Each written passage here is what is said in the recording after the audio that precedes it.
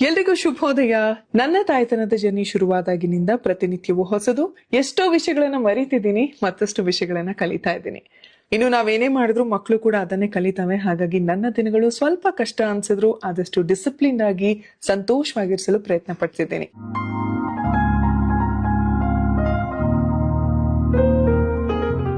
ಇನ್ನು ನನ್ನ ಪುಟ್ಟ ಸ್ಕಿನ್ ಕೇರ್ ರೂಟೀನ್ ಮುಗಿಸಿ ಸೀದಾ ಅಡುಗೆ ಮನೆಗೆ ಬರ್ತೀನಿ. ಯಾಕಂದ್ರೆ ಮೇಲ್ ನಾವೇನೇ ಕೇರ್ ಮಾಡಿದ್ರು ನಮ್ಮ ದೇಹಕ್ಕೆ ಉತ್ತಮ ಆಹಾರ, ನಿಯಮಿತ ವ್ಯಾಯಾಮ, ಉಲ್ಲಾಸದಿಂದಿದ್ರಷ್ಟೇ ಜೀವನ ಸೊಗಸೆನ್ಸುತ್ತೆ. ಇನ್ನು ಬೆಳಗ್ಗೆ ಅಡುಗೆ ಮಾಡೋದಕ್ಕೆ ಜಾಸ್ತಿ ಸಮಯ ಸಿಗಲ್ಲ. ಆದ್ರೆ ಬೆಳಗಿನ ಆಹಾರ protein, minerals, vitamin, carbs, fibre ಹೀಗೆ ಎಲ್ಲ ಹೊಂದಿರಬೇಕು. ಜೊತೆಗೆ ಕ್ವಿಕ್ ಆಗಿ ಆಗಬೇಕು. ಸೊ ನನ್ನ ಹೆಲ್ದಿ ಮಾರ್ನಿಂಗ್ ಬ್ರೇಕ್ಫಾಸ್ಟ್ ಗೆ ನನ್ನ ಚಾಯ್ಸ್ ಮಿಲ್ಲೆಟ್ಸ್ ಚೂರ್ಣಂ. ಇನ್ನು ನನ್ನ ವೆಯ್ಟ್ ಲಾಸ್ ಜರ್ನಿಗೂ ಕೂಡ ಇದು ಸಿಕ್ಕಾಪಟ್ಟೆ ಹೆಲ್ಪ್ ಮಾಡಿದೆ. ಜಸ್ಟ್ 3 ಲೋಟ ನೀರಿಗೆ 3 ಸ್ಪೂನ್ ಮಿಲೆಕ್ಸ್ ಪೌಡರ್ ನ ಮಿಕ್ಸ್ ಮಾಡಿ ಚಿಟಿಗೆ ಆರೋಗ್ಯಾಮೃತ ಚೂರ್ಣಂನ ಆಡ್ ಮಾಡ್ಕೋತೀನಿ. ಇದೇ ಮಿಲೆಕ್ಸ್ ನ ಬೇರೆ ಹೆಲ್ತ್ ಡ್ರಿಂಕ್ಸ್ ಗಳಿಗಿಂತ ವಿಭಿನ್ನ ಅನ್ಸೋದು.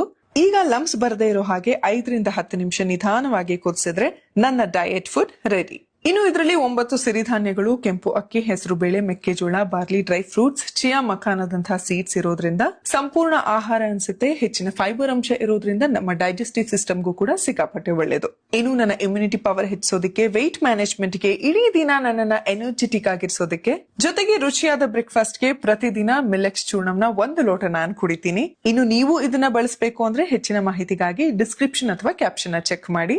ಇನ್ನು ಬ್ರೇಕ್ಫಾಸ್ಟ್ ಆದ್ಮೇಲೆ ಪಾಪು ಕೆಲಸಗಳನ್ನು ಮುಗಿಸಿ ಅವ್ರ ಮಲಗಿದ ಮೇಲೆ ನನ್ನ ಚಿಕ್ಕ ಪುಟ್ಟ ಕೆಲಸಗಳು ಹಾಗೇನೆ ಎಕ್ಸರ್ಸೈಸ್ ಮುಗಿಸ್ತೀನಿ. ಅಂಡ್ ನನ್ನ ದಿನದ ಸ್ಕ್ರಿಪ್ಟಿಂಗ್, ಎಡಿಟಿಂಗ್, ಹಾಬಿ ಜೊತೆಗೆ ಮಗಳೊಂದಿಗೆ ಆಟ, ಕಲಿಕೆ, ಹಾಗೇನೆ ದಿನದ ಕೊನೆಯಲ್ಲಿ ದೇವರು ನನಗಿತ್ತಿರುವ ಎಲ್ಲಾ ವಿಷಯಗಳಿಗೆ ಧನ್ಯವಾದಗಳನ್ನ ತಿಳಿಸ್ತಾ ನನ್ನ ಹೊಸ ಪುಸ್ತಕದ ಓದನ್ನ ಮುಂದುವರಿಸ್ತೀನಿ. ಸೊ ಹೀಗಿತ್ತು ನನ್ನ ಈ ದಿನ.